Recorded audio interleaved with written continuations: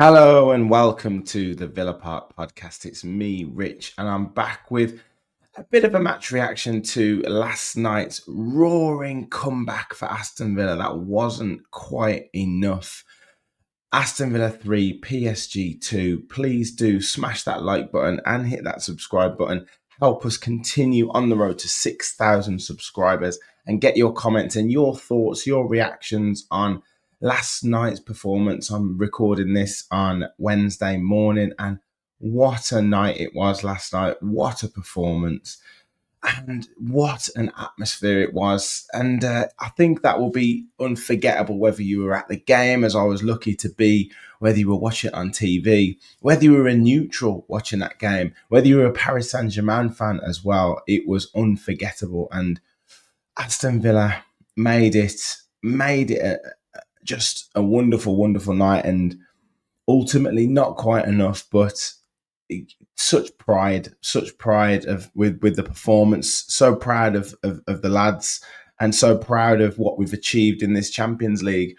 But I kind of wanted to talk some reflections, as everyone's seen the game and everyone's seen, the goals and what happened and what we couldn't quite manage and what we were so close to managing to do. But I think, some talk around performances, some talk around maybe a couple of missed opportunities, maybe not quite believing in ourselves enough. I think first half, we started the game, pretty well, and we had a couple of good chances, one from a corner. I think that Tielemans just flicked on and we couldn't quite get that header into the net. I think that was sort of 3 or 4 minutes. But I get the feeling there was just a little bit of a lack of belief when we went forward. And you could see how PSG were operating. They weren't quite as comfortable on the ball as they were at their home ground, which is understandable. Villa were trying to put a bit more pressure on, put Onana in that midfield to maybe cover the ground a bit quicker, maybe be a bit more physical. But as soon as we had an attack, as soon as we got the ball in their box, that's when they sprung their attack, because they kind of knew they could win the ball back. And seeing it live is something else. You see their fullbacks just go, and they operate over those third man runs. So one of the wide men tucks in, they play it into that wide man. The fullback's gone, so the central midfielder, they may be Vitinha or the centre back, will play it into that player, that wide man. He'll drop it off, and then they'll play the fullback in. And it was frightening to see that they would be at their most dangerous when we were on the attack. But the 2 goals that they scored were brilliant breaks, but we should have had the opportunity. We should have had the shot.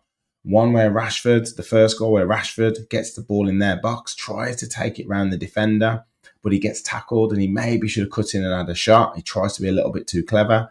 And then the second one was Onana getting into the box. I think he gets maybe bundled over, but could have been a bit stronger, could have released the ball a bit quicker. And they go on the attack again, and it's again that piercing play, and both their fullbacks scored.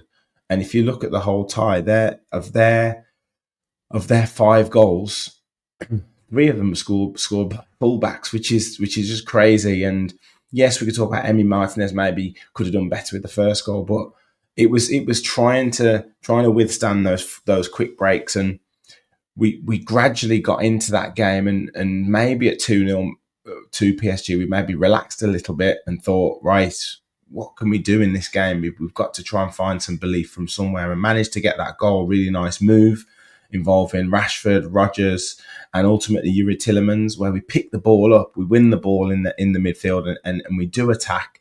And you see what happens. You have a shot. Tielemans has a shot. It deflects off the defender and goes in the net, and that gave us a little bit of belief. But even in that first half, Konsa had an opportunity to shoot. I think Rashford had a couple of opportunities to shoot. I think if Rodgers had a little bit more belief, he could have maybe curled that effort in a bit more with a bit more conviction.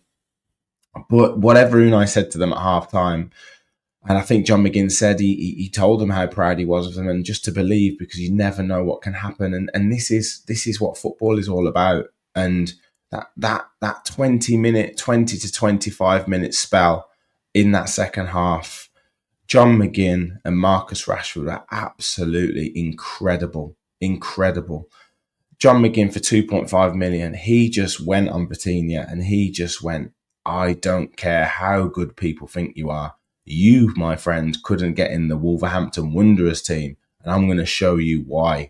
And he just absolutely terrorised him. And we started running with the ball. I think Kamara had maybe done that a couple of times before McGinn did it. And McGinn just ran through that defence and hit the shot. I couldn't see from where I was whether it took a deflection, but went flying past Donnarumma, and it gave the Villa fans some belief. And that atmosphere was incredible from that moment. Rashford lit up that place. To see him running at full speed against that defender, drops inside, curls the effort, going into the top corner, and Donnarumma somehow gets a claw to it and tips it over the bar. Phenomenal seeing him running at full speed. And he just had the bit between his teeth. And then to score pretty much immediately after that corner comes in, he clears it. We recycle it out to Rashford. He nutmegs the defender, takes it round another, puts it across. And this time, Ezri Konsa has the shot. Beautiful finish into that bottom corner. And the noise from the crowd, it reminded me of the Stan Collymore goal against Atletico Madrid. It was absolutely incredible atmosphere. I mean, I had to sit down for a minute because I thought my chest was going. I thought, oh my word, this is something else. And like I say, for that 10, 15 minutes afterwards, we really could have had it. And yeah, Youri Tielemans header that tipped onto the bar.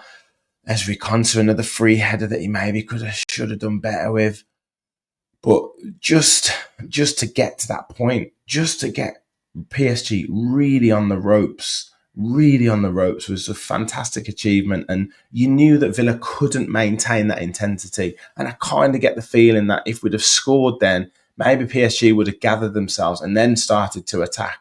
I think in some ways we kind of got it right in the terms of maybe just settling it down a bit and then trying to push it right at the end.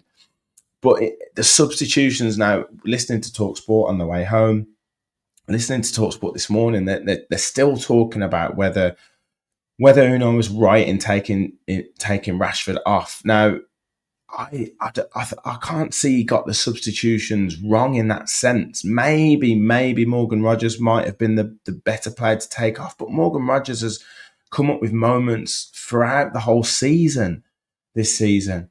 Marco Asensio came on and nearly won it for us. He should have scored.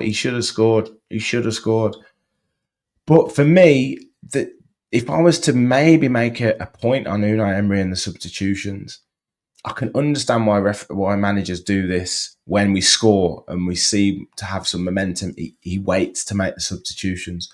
But for me, once we scored that third goal, once Konsa scored that third goal, he had it in his mind to bring Ramsey and Asensio on.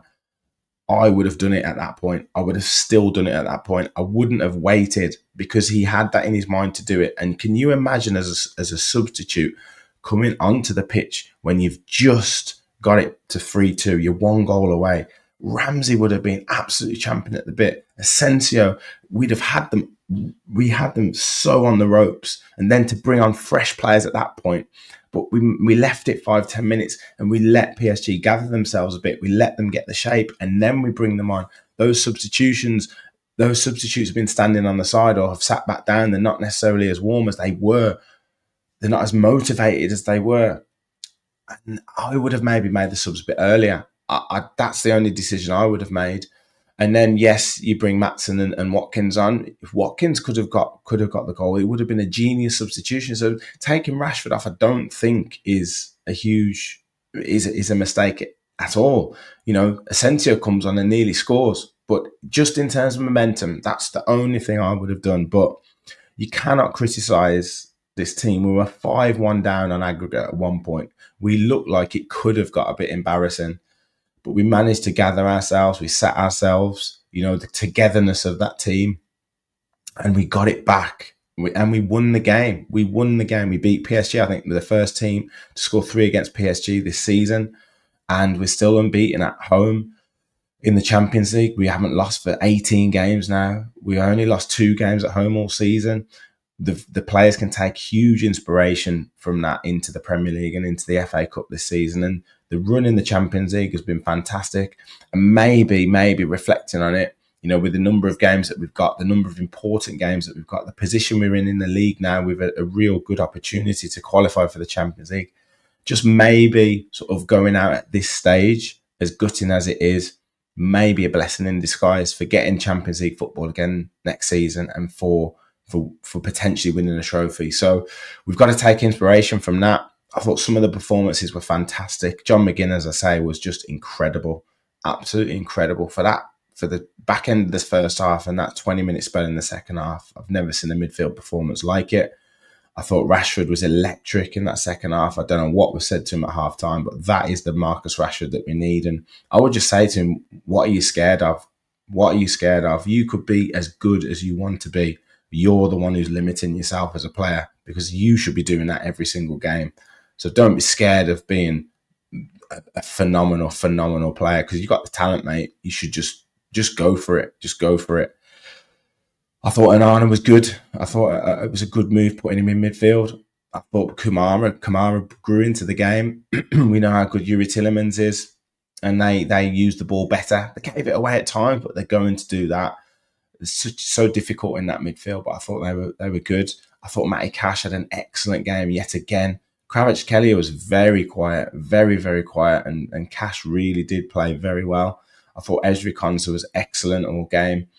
And Pau Torres was good. Maybe could have been a little bit quicker at times, but I just thought every player put all their effort in. It's very difficult to keep the ball and to have a threat at all times. But I thought every player was good. But yeah, particularly McGinn, particularly Rashford, particularly Matty Cash. I thought they were fantastic, fantastic all game. But yeah. Just so proud of the boys. It's been a phenomenal run in the Champions League. It was a brilliant night. It was a brilliant atmosphere. And we took the team that's probably the favourites to win this competition all the way and gave them an almighty fright. So let's take that into the rest of the season. Let's take that into Saturday, and let's make sure we get that win against Newcastle.